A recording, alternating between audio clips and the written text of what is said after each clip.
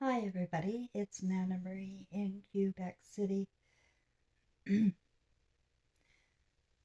you see those energy waves in the camera? Like, I feel we may have been distracted by all sorts of threats against us, but I think really the threats have been here for a long time. First, they had to divide the families up and make sure that everybody's good and pissed with each other. It's all media driven. And education, and a feeling like there's no tomorrow. Like you can just do whatever you want and say you're sorry and it's over. Because it's the way television has groomed our brains to think. So, anyway, I'm doing an insomnia stream because I I don't feel like sleeping right now. I have a feeling that 8 hours of sleep is stupid. I really do. I have uh, never needed 8 hours since I became myself again. So I sleep when I need to, and that's it. And I don't let my brain tell me anything beyond that. I listen to my own senses. Same when I'm hungry or I'm not hungry.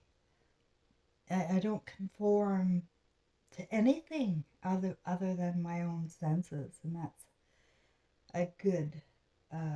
It works for me.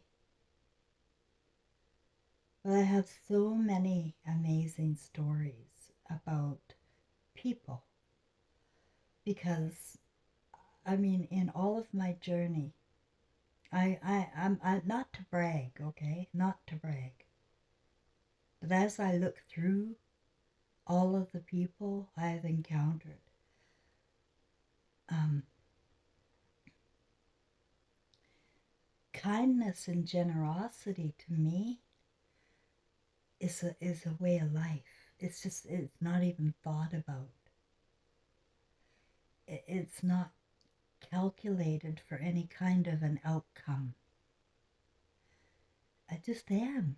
I just I have an urge to help when I can help. And a lot of my problem in relaying to subscribers or strangers and people is that I'm really talking to everybody and it pisses them off. They feel insulted. They don't want to hear what I see. They don't want to hear it. And I don't blame them because it's ugly what I see. And I'm going to give you just a few short stories, for example.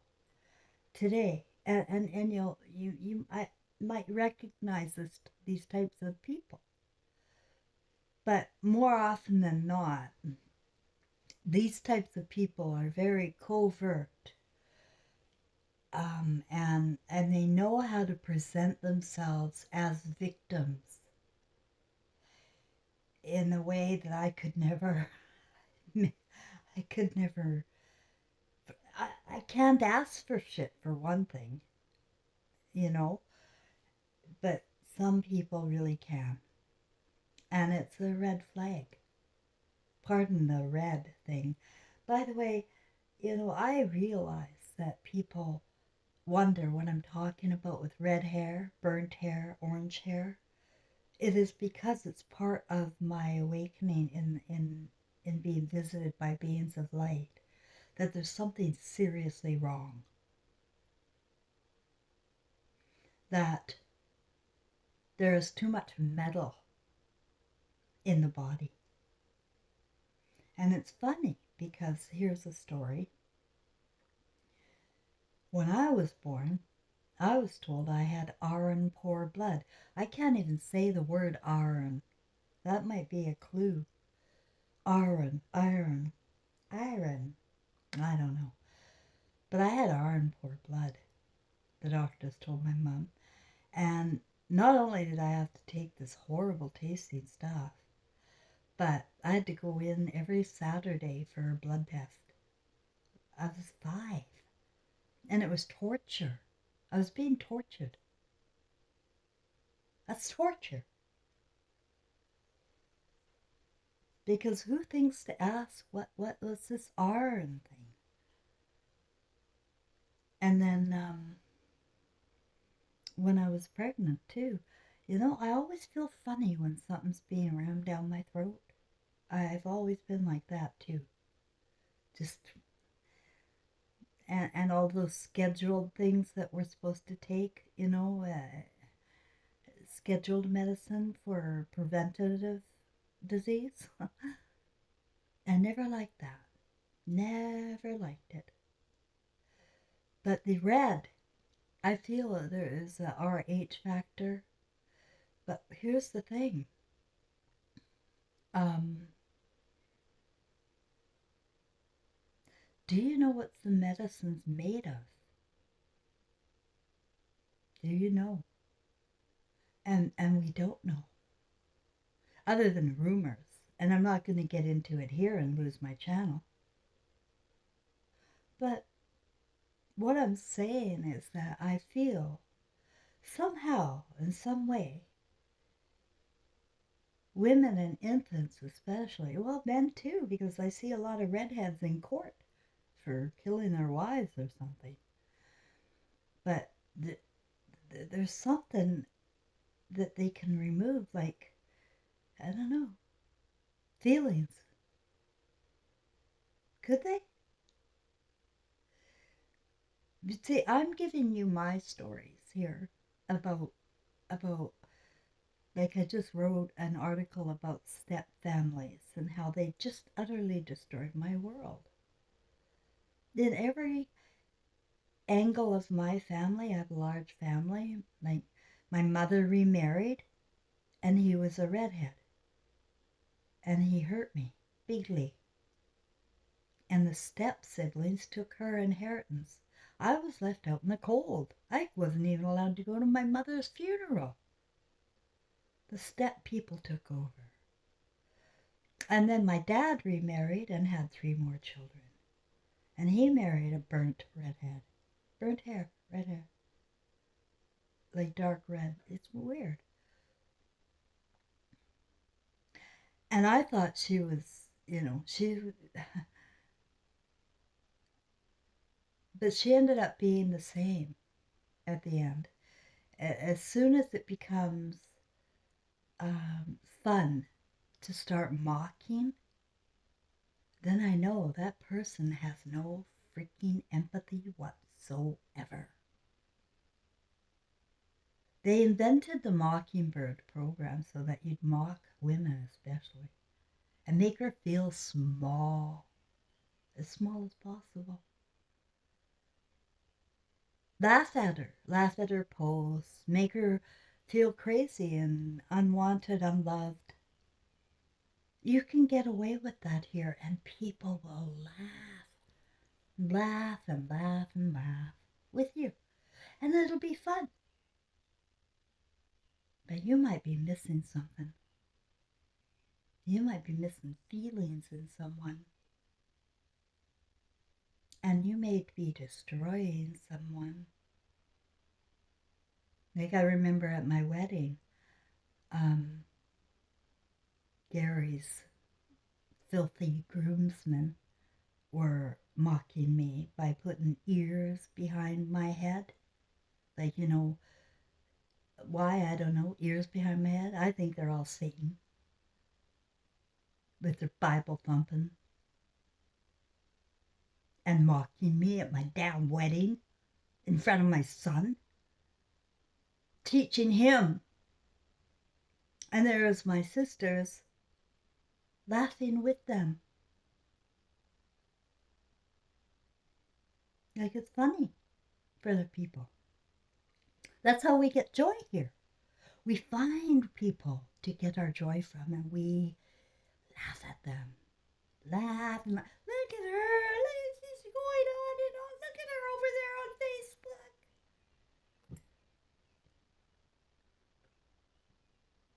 Facebook.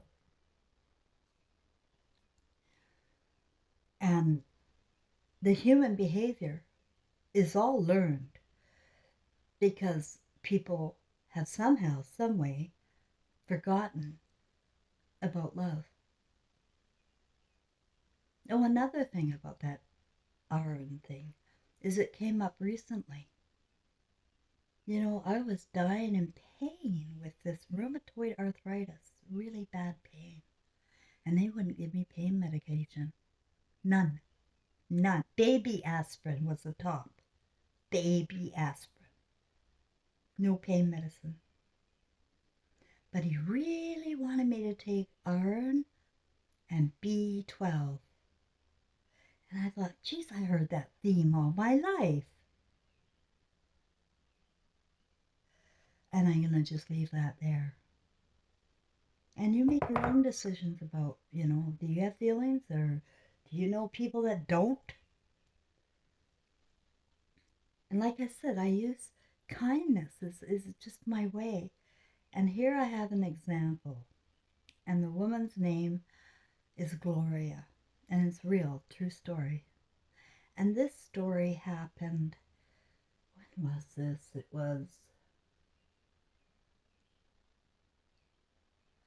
was before the beings of light came. It was that year, but before the beings of light came and before I knew anything about cannabis oil being a healer. What happened was I was in my studio at the Family Wellness Center. I'm a clinical hypnotherapist there. And this woman didn't have an appointment. She was there for somebody else at the treatment center. I think a massage or something. She had tumors all over her body. She started with breast cancer, and it spread to her lungs. And now at this point, she had, you could see, vividly see, tumors growing. So it's into the bones now. And she came over. She saw my sign in the window or something. She came over to me when I didn't have a client with me, and she said, "Can I try hypnosis?" And she was so skinny. Oh, and she was so frail and beautiful. Like she was really her name was Gloria. I just saw an angel standing there. And I felt a calling of some kind to help her. And I said, "Why, yes." I had never even thought about hypnosis for cancer at that point at all. At all. I still was in a practice, and things hadn't come all the way up on how I could use hypnosis for total and full healing.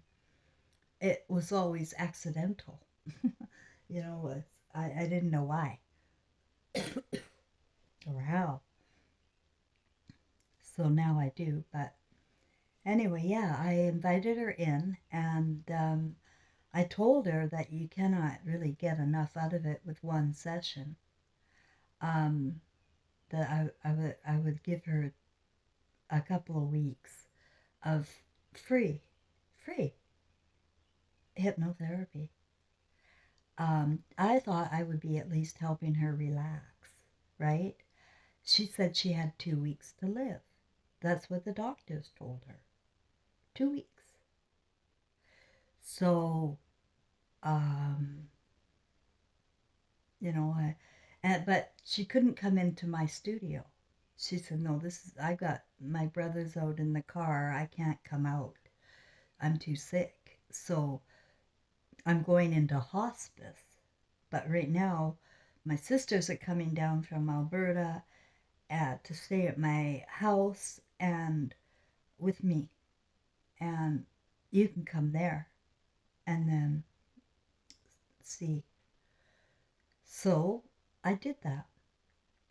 I set up a series of appointments to go to Gloria's house. And she went into hospice too, but we were doing the hypnosis and deep relaxation and imagining. It's about the imagination, hypnosis, because the imagination is our manifester. But what I was having her imagine was just peace, love and all that. I wasn't having her imagine healing, which is what I really should have been doing. But it doesn't matter. The deep relaxation is healing into itself. Believe you me. In fact, just 30 minutes of self hypnosis is valued at 8 hours of sleep for your body. Maybe that's why I don't need sleep at night. I don't know. But she was also taking cannabis oil, which she was quite secretive about. It was new at being legal, and her doctors didn't like it. And she was kind of, I wanted to know more about it. That's what I wanted. And, she wasn't going to share much about it. So, but she did say she had a supplier and it was healing and blah, blah, blah. And this 2 weeks ended up going on months. And then I ran into Dolores, an old girlfriend from way back, and she introduced cannabis oil to me because I was getting sick. I was starting to get sick, and that's when the beings of light came. I didn't know I was sick, but I was starting to. So I was introduced to cannabis oil by Dolores, my friend. But here I am with Gloria, and what I noticed about her was her mouth against so many people. Like, her husband was a narcissist, apparently. Her sisters weren't taking care of her properly. Her mother, blah, blah, blah. If I can't relate, because I wouldn't be able to relate to talking like that, with people that are helping me. And not only that, but I don't trust people who do that. People who gossip and talk about other people and complain about the help they're getting. No, I don't trust them, because I know that as soon as I leave the room, I'm the next person on the list to talk about. Because they don't have anything to talk about other than other people. And they may feel so miserable and unhappy, they want to make that misery spread around a little. And this is a way. I trust me, I've been around. I've seen it over and over and over again. And she kept taking my services.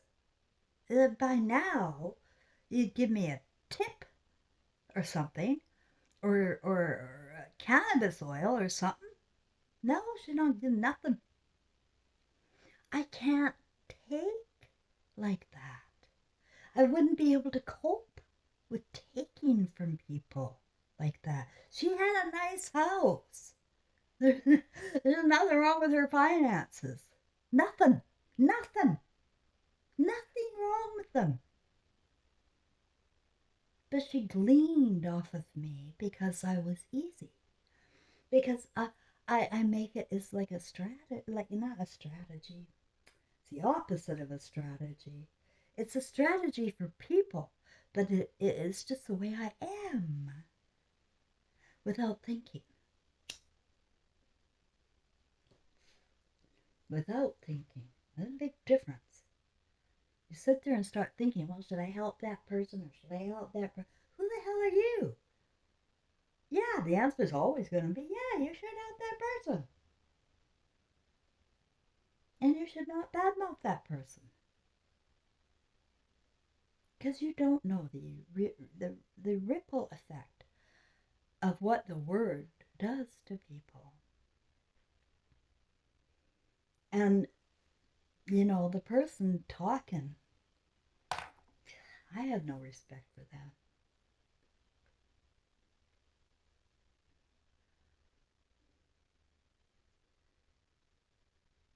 And I see so many children being gossiped about too, as if they are evil.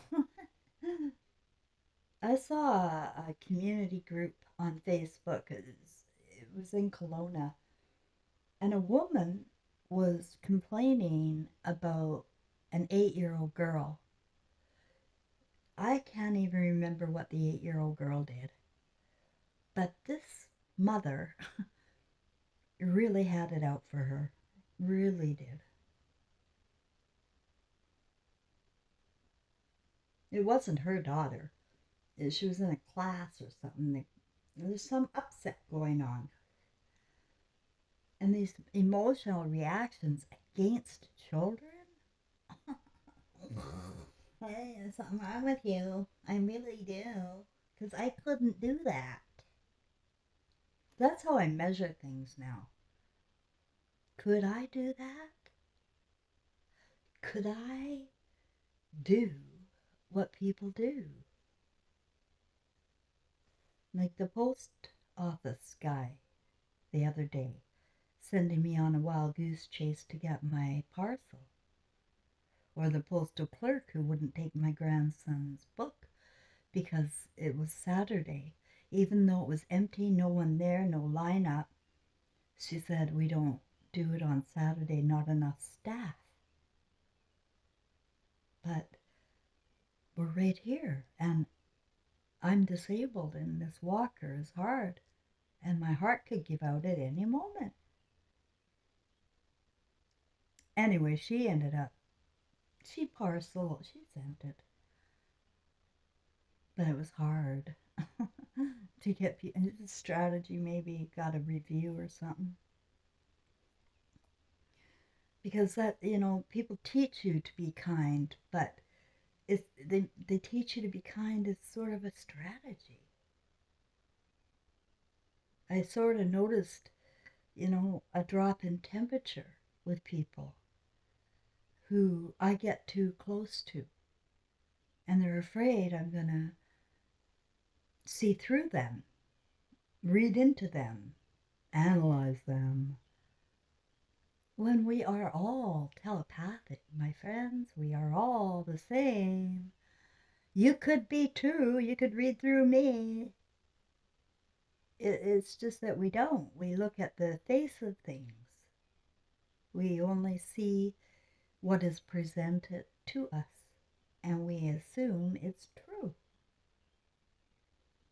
Except when it comes to me. I don't know why nothing's true. According, I did the math. Nope. Nothing I ever said after 2016, when beings of light from above came to visit me. But I can't tell you how wrong I am. And for so many different reasons. On every level, I am wrong. And they don't care that I'm wrong for other reasons for other people. I'm just wrong for their reason. They already know something. I'm counter that, and I shouldn't do that because they have a belief, and that's all, and you better not go against my belief. I don't want to go against anybody, but I just want to help. But it's not. It's sort of like a natural for me to keep going, even through all of this abuse, even through, you know, I walked into a room like I did with Gloria's that last time I was there, and her sisters and mother were there, and she was going to be leaving hospice. The tumors were off the bone. She's healing.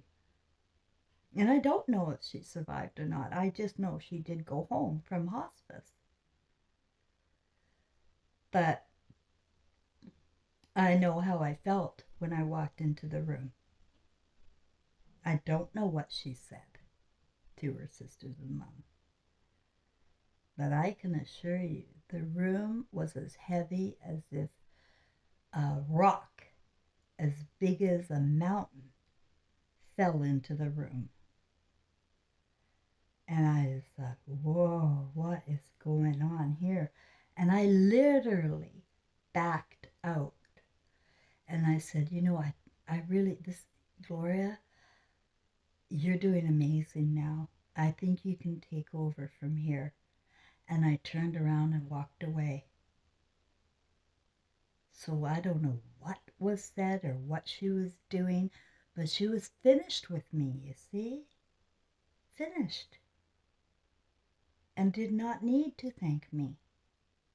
She had to destroy me. Like everybody. I don't know. It makes them think they're safe. I don't know why. I can't think like these people. Do you know, guys? Like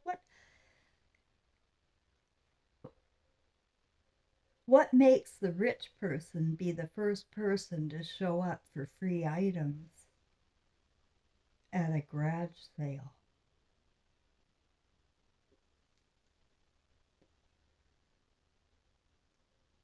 I've noticed that too. That they really don't want to pay. And I can't blame them, but you know what? That's not the way I am. And so I question things if I'm not that way. Especially because today I really do trust that I am a Christ flame and I am on the right road of thought and consciousness. And I cannot for the life of me imagine um, not wanting to give everything away if I have extra. Like, I can't keep it around. I can't.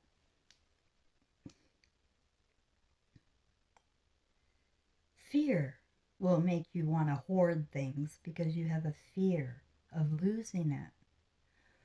Well, the imagination is the manifester, and you're going to lose it.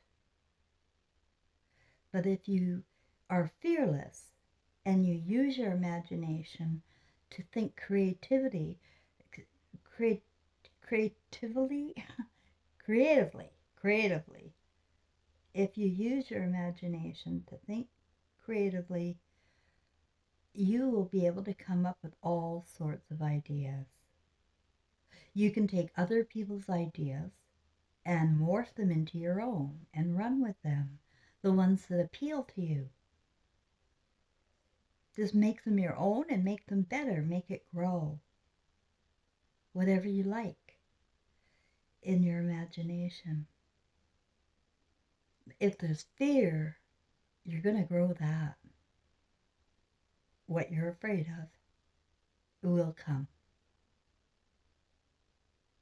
Just ask me. And anyone who tries to tell you that you should be ashamed, that's another soul I feel very sorry for. That's the last thing I'd ever want to do to people, is make them feel ashamed.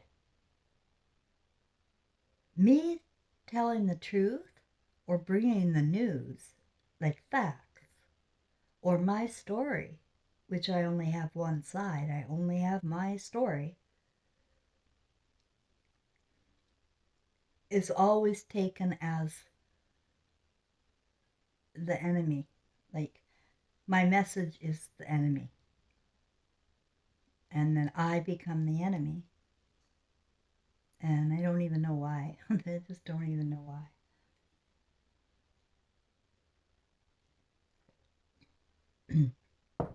You know, people don't know why they do anything because they're not thinking.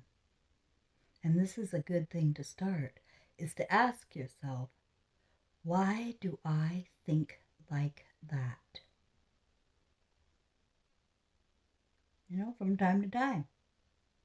If you do question yourself ever, why do I think like that? If it isn't of God, did I forget my feelings so that they don't matter? Oh no, what have I done? Because the feelings is our real true energy. We can fly with our feelings.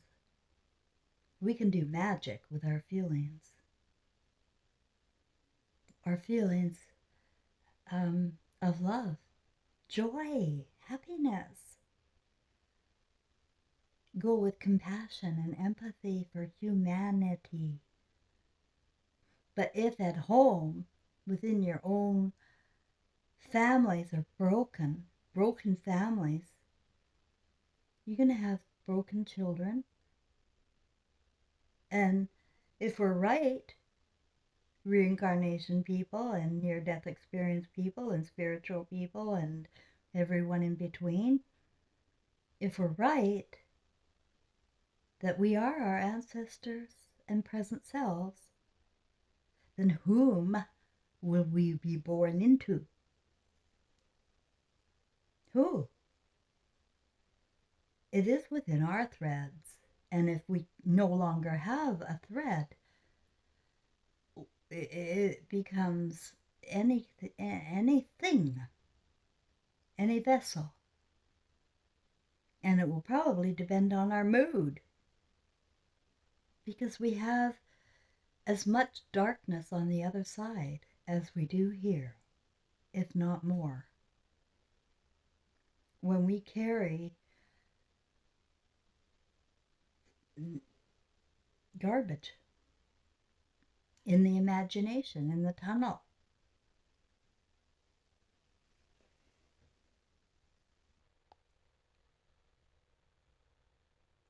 Well, there's a lot of radiation in this room.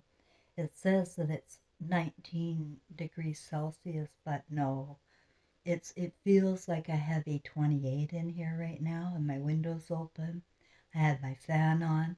I don't when it's really 19. So something's going on with the weather reporting too, on how hot it is. Um, and I can see these microwaves just, and I can feel them too. You know, I got a new phone a few months ago, and you know what? It literally hurts my hands to pick it up. It's bad energy. Bad, bad, bad. But listen, guys, I have so many stories about human behavior and how we've walked ourselves through being the worst kind of people just because we watched TV.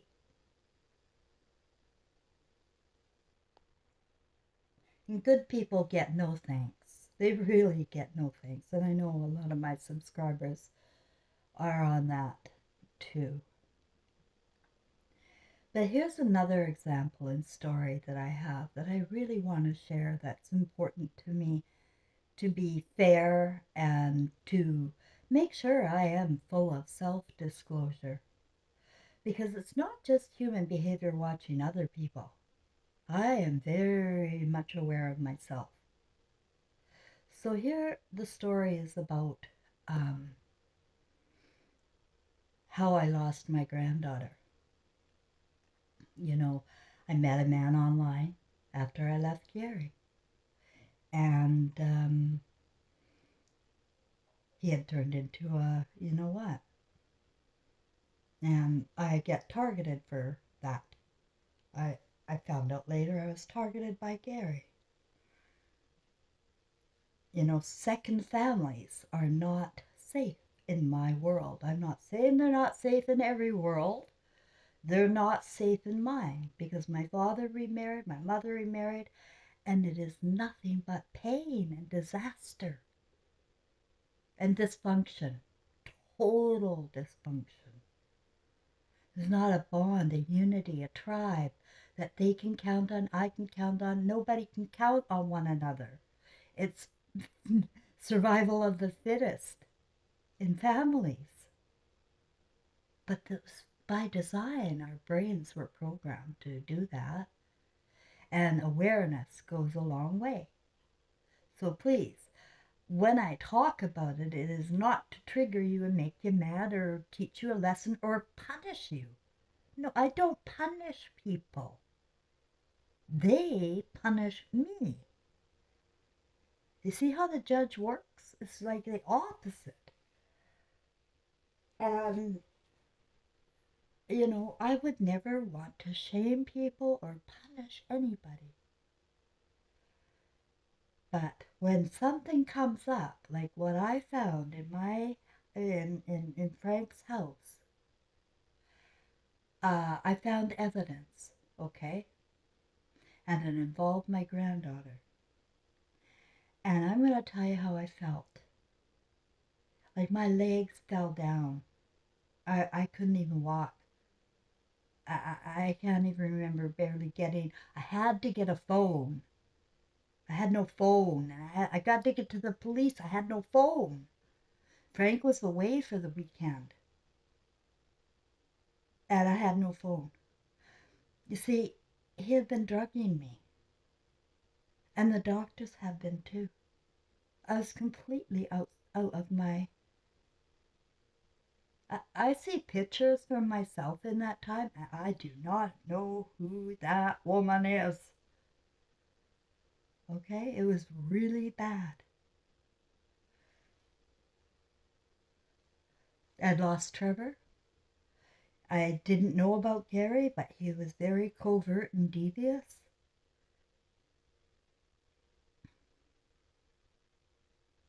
And I was blackballed in human resource management, and I didn't know why. It was word of mouth by my sister's friends, and people I got jobs for decided to badmouth me. People I got jobs for, like Michelle Clark there at the Hyatt Regency. Never got another HR job again after that until I went into Kelowna, and I agreed to work like a slave for 12 hours a day for a company so that I could be in HR again. It was very hard for me after I left Gary to financially keep myself up. And women, finance, you're in your 40s. I tried to tell that to my girlfriend. She was in her 30s, 10 years younger than me. Rhonda, I tried to tell her, we're in serious trouble when we're older. And she said, oh, you're so negative. Oh my God, why are you so fucking negative? You're going to make it happen.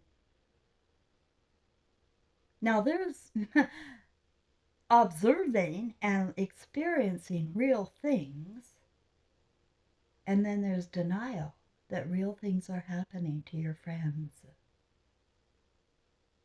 and having no feelings for it. Because I assure you, she didn't work after 40 either. And she became psychotic and is on all sorts of drugs. And she turned into a monster in my eyes. And it won't get better. when you live as a taker and you don't care what you're taking. She didn't care what she was taking from anyone. She was a spoiled brat, and her parents raised her. They created her. A spoiled brat who is entitled. And if you do not toe the line with the spoiled brats, they're going to punish you. Oh, yeah. Like a postal clerk, a nurse, a retail Walmart clerk. Somebody who has no power but a lot of anger. And they get virtue signaling from their government. The English people, for example, how really only French, only French, only French, only French. Is that brainwashing for virtual signaling that I'm going to be a target over and over if I go outside? Yes. I have been a target. But you try to talk to people about reality.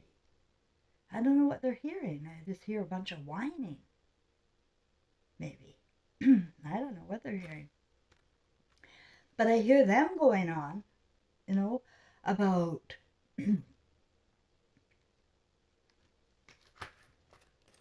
I don't know, other people.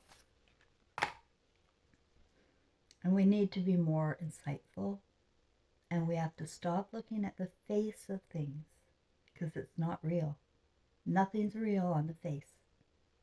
It's really important, guys. Right now, I can't say a lot, but dig deeper. Nothing is true in the media. The only thing you can count on being real is what is going on in your own house. And then you sit and think and you wonder, is this the life I bargained for? Is this what I want to build upon? And if it is, how can I do it when I'm being targeted by the government and all sorts of weather, all sorts of, terrorism in the media, really? It stuns people. That's why they want children full of fear, because it stuns them into obedience. As soon as a fire comes into your neighborhood, everybody will band together and get out. Done. Problem solved. 15-minute cities. I'm sure there's a city around for you to go to with all the amenities very close by. But people aren't seeing things. They're not seeing it's against them. It's not Trump against Biden. It's all against humanity. And it has been with our participation, by not using our own conscience, by going to school and thinking that the paper and the costume and the pay is worth more than reality when it comes to giving any kind of care to people. If you're going to replace mothers with these doctors and nurses and social workers and teachers, if you're going to have to do that, at least make them love. But they can't. They don't. They're professionals. They can't show emotional. They go against emotion. And so when you are in a situation where you need help from those entities, you cannot count on love or emotion. To get these things, you need to build them within your family and teach them, grandmothers and mothers. You need to teach your children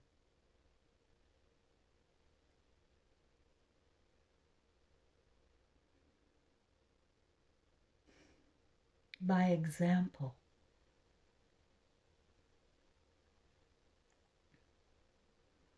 Because you will be born into them. If they can have them. I see it's thinning out. I see that life and death is solely up to God.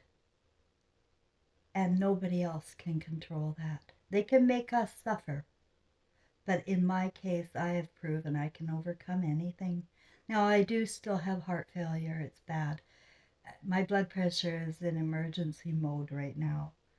I have a heavy heart and this fluid all around it, but I'm not afraid, and I'm making myself comfortable, and I've made myself happy with being able to recreate my life and put it on the table, what I've done.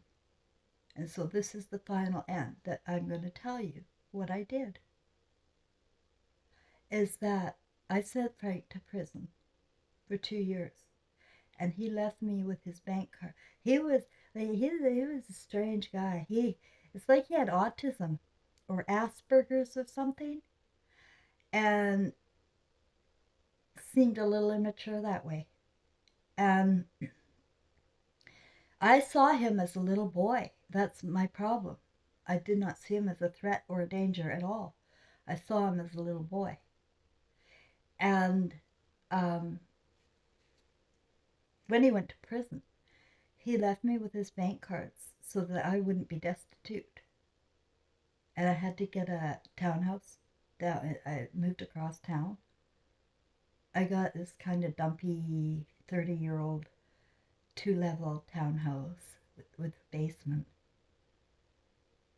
And it was 2 bedrooms, and I fixed one up for my granddaughter in anticipation of her ever coming home. Painted it pink, got a chandelier, anything I could do to make up for this bullshit. A safe bed, a bike, everything that she would have had if she wasn't interfered with. And she never came. And a couple times I went over there honking like one Christmas. I wanted to give her a Christmas gift. They weren't even going to let me see her. It's almost as if I'm the one that did it to her, and I didn't send Frank to prison. It's really, really weird, guys, because my stepfather, everybody loved him, and they knew my accusations. It's like I'm a liar when it's convenient. They love him, but here I found evidence. I sent him to jail, but because when he got out of prison, well, they ignored me the whole 2 years, so they're going to try and say that I'm friends with him. And I'm going to tell you right now, I have been. Not really, until Quebec. I wasn't friends with him. I needed him for survival. And we talked on the phone, and he gave me his financial support because he saw I couldn't work.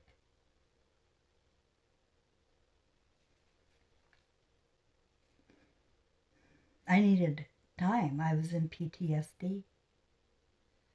And but it was while he was in prison, I went in for training for becoming a clinical hypnotherapist, because it was hypnosis, self-hypnosis really, that I learned in 2006. I went for 2 weeks of learning self-hypnosis, and I tried it. I tried it. And if it does nothing at all, it trains you how to relax your body when you're all stressed all the time. Just think about relaxing your face. Just relax it.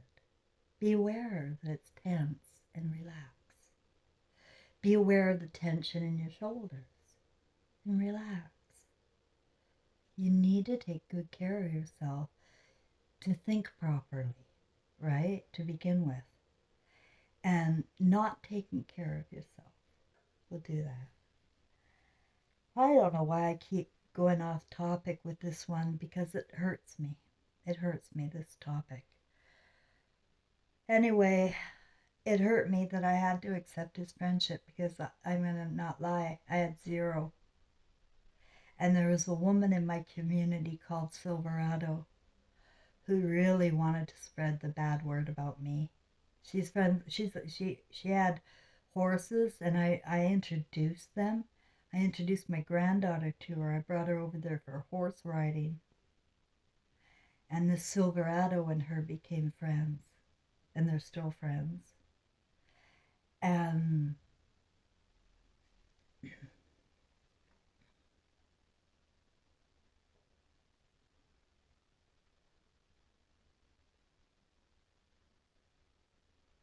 people don't care what they say or who they say it to.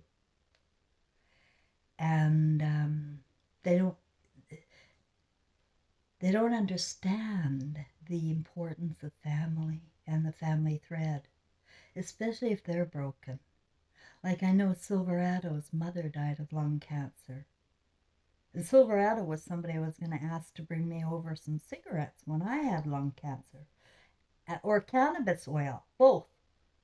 Absolutely not. Absolutely no. She will help me. Yes. But I will not support your cigarettes. My mother died of lung cancer. And she didn't know that tobacco is a poison blocker and did not cause her lung cancer at all. But the media, look at what the media did to Silverado with her mother and her contempt. I know another one. What's her name? A psychopath that works at Children's Hospital. I can't remember her name. But she was the same. Her mom died of lung cancer. And contempt. Contempt for her mother. I felt it when I was around her. She was talking about her mom. Her mom just died.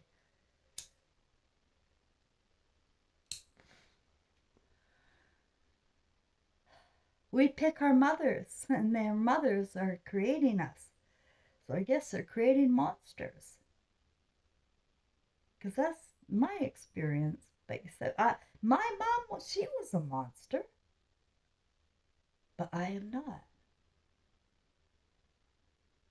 I can't hurt my kids' feelings. If I do, and it's an accident, and if I find out about it, I'm going to suffer deeply for a long time. That's what mums and grandmas do. We suffer. It's worse. It's worse watching your kids suffer than anything I would ever go through, is watching a child suffer. But other people don't care. Step people don't care. So I had nobody. I brought over Christmas gifts and honked, and they called the cops. And it was a story that my dad had done too. He honked. He wanted to see us. My dad was begging for his freaking own children, and my mother wouldn't let him. And she called the cops because that's what they do now. Because people can be a danger. It's a danger to want to see your kids. Don't you see that? It's a danger to want to see your kids. You get that brainwashed yet?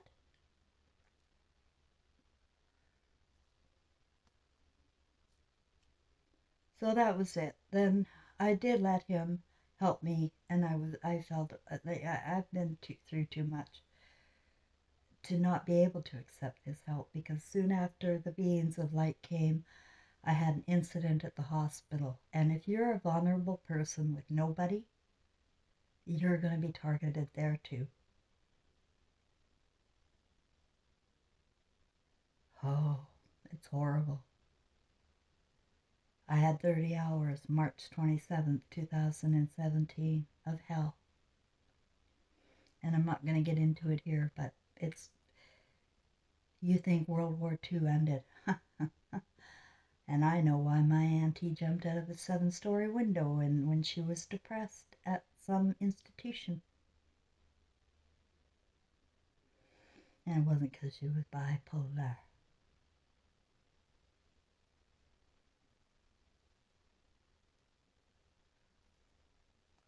So what did I do?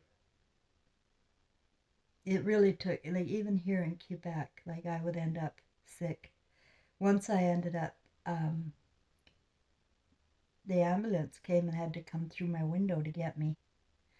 And I was in the hospital for 13 days unconscious. And I woke up in this room, stark room. I didn't know how I got there, why I got there. I was at home.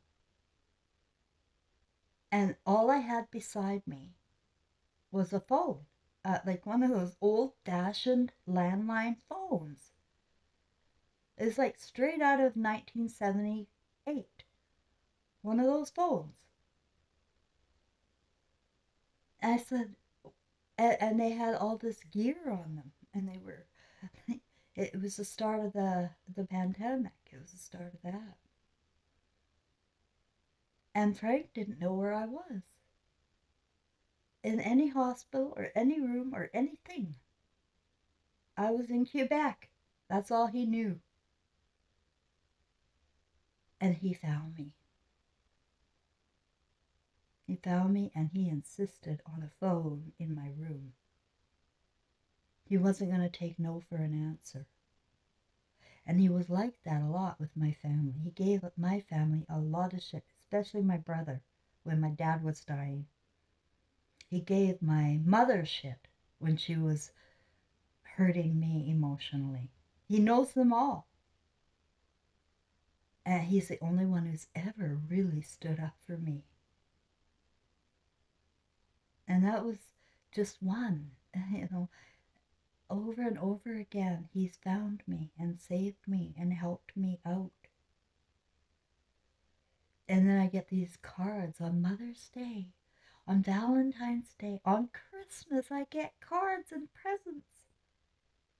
Well, not really presents. I don't, because he gives me financial help, but he sends a card.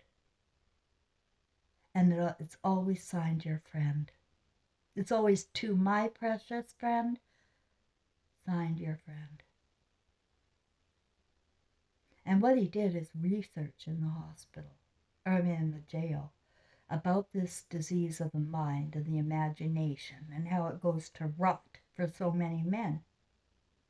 And his research found that less than 2.5% reoffend if they're caught.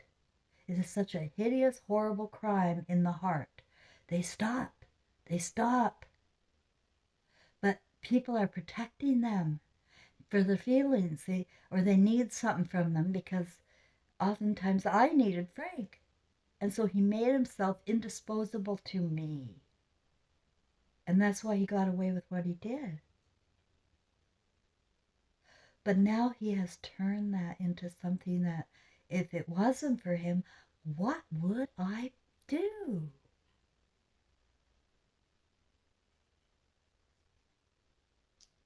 I went to the Y.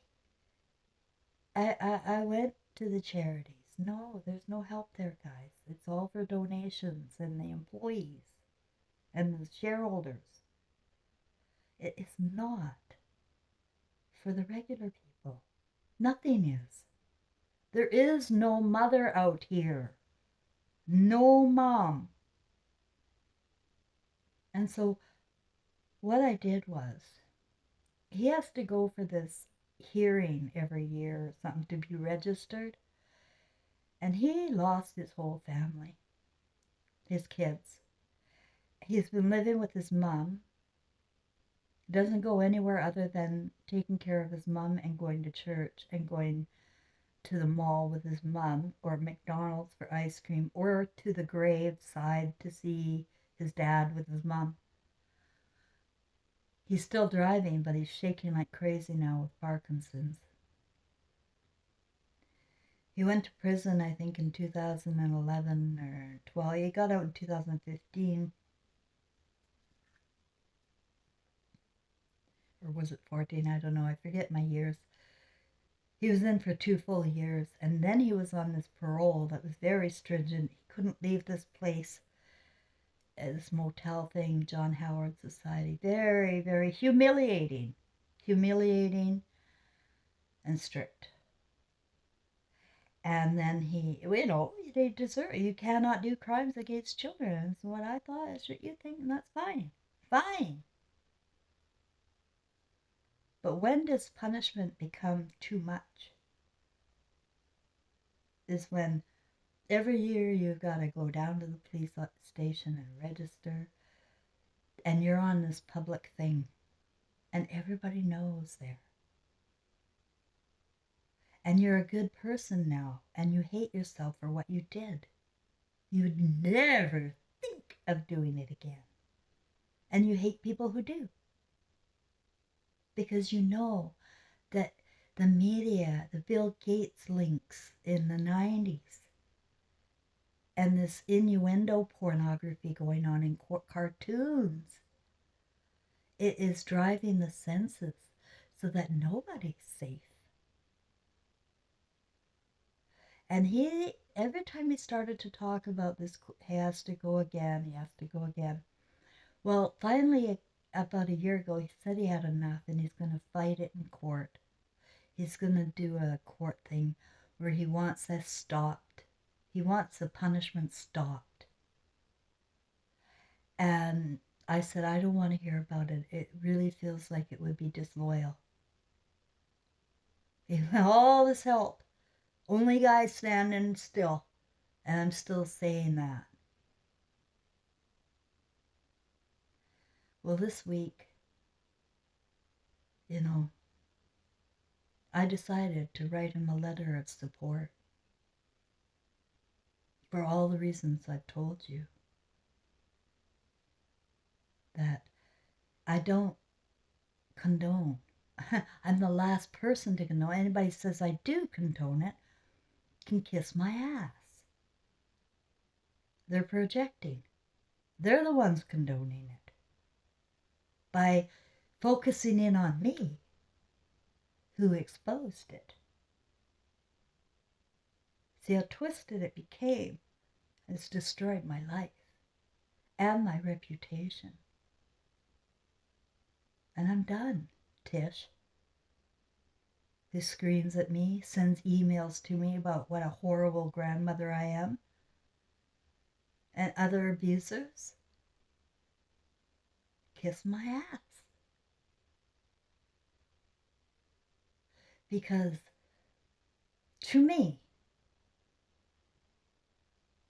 when you become that reactive and vile toward someone who is obviously trying to do the right thing, then that is exposing your soul.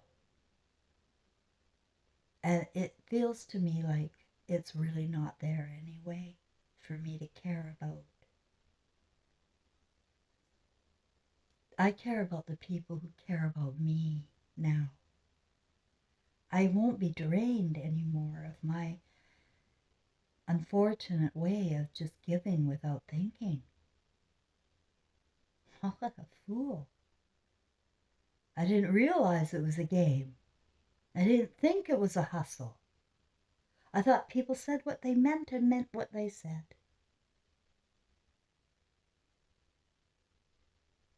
I thought people were as real as I am, because I guess I'm a projector too. But I didn't see these costumes, and all I see now are costumes and cartoons and people who don't know the value of love. They know the value of $1. They know the value of getting ahead, but they do not know the value of their own tribe. And that is the biggest, saddest, sorriest, darkest simulation in the world. And the sun and stars will leave, because no woman is going to be born back into this. It's going to be, and already I can see there are very few girls being born. And they're not, you know what? I don't think it's because they're being aborted. I really don't. So it's going to be alpha generation, and that was the agenda all along, for power and glory, and the Jesuit Christ, the one that lords over people who own nothing, but you'll be happy. And as some sort of a good person and good soul, you comfort yourself with that. Yeah, I shouldn't own anything anyway. I should give it all away. Now, I'm not saying we should own anything, and I don't think we should have any attachments at all. Like, be prepared to give it all up. Don't be afraid to lose it all, including your house, including your car.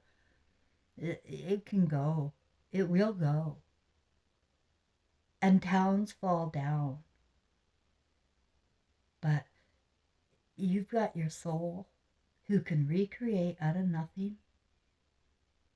And by preparing ahead, by building in your own tribe, your family, with unconditional love and support, giving each other a break. Like, find out what your talents are and do what you want to do within your talents and what you want to do. Don't do what you don't want to do. You'll be miserable. Well, what do you want to do? What will make you happy? And balanced and building something, not taking and taking and taking and not giving back. What do you want to give? And it's been my experience and Frank's experience too. We have had no financial worries. Living apart and two people on pensions, and him supporting me extra because his pension is double mine, triple mine. This is triple mine. Then what? Like, how are we doing this? And neither of us do own anything at all. I don't have a car. He has that old van. We don't own anything, but both comfortable and eat what we want and sleep when we want. The the value, guys, of liking yourself outweighs all of the others not liking you. And I've had to stand tall, even with the abuse. I had to stand there and take it, a tomato in my face, and now a zucchini, and now more maca.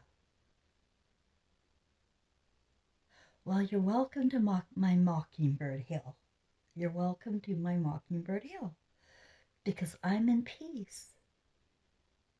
And you're like flowers, and one day you're going to be exactly where I've been.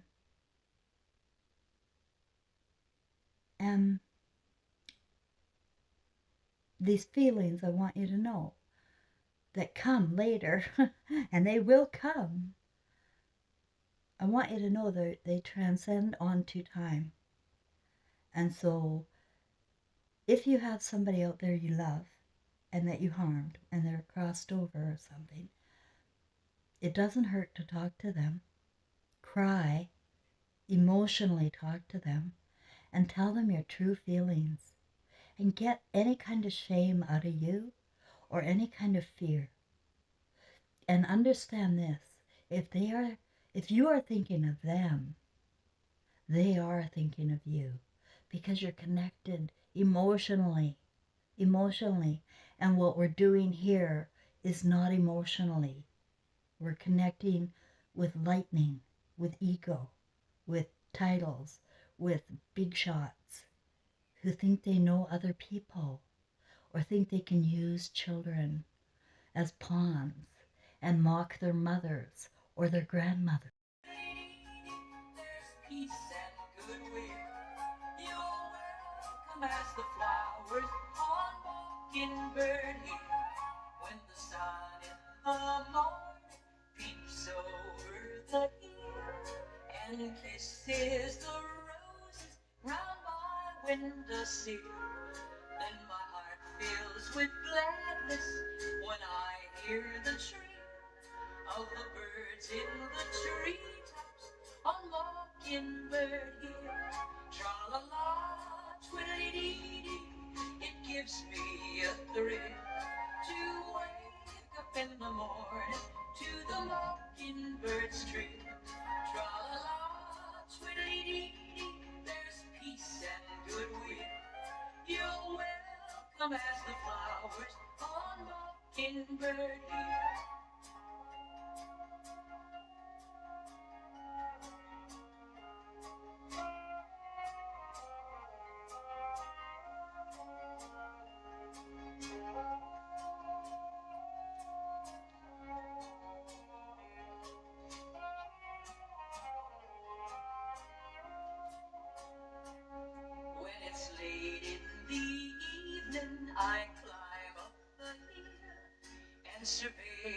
my kingdom while everything's still. Only me and the sky and an old whippoorwill singing songs in the twilight on Mockingbird Hill. Tra-la-la, twiddly-dee, it gives me a thrill to wake up in the morning to the mockingbird's trill. Tra-la-la, twiddly-dee, there's peace and goodwill. You're welcome as the flowers on Mockingbird Hill.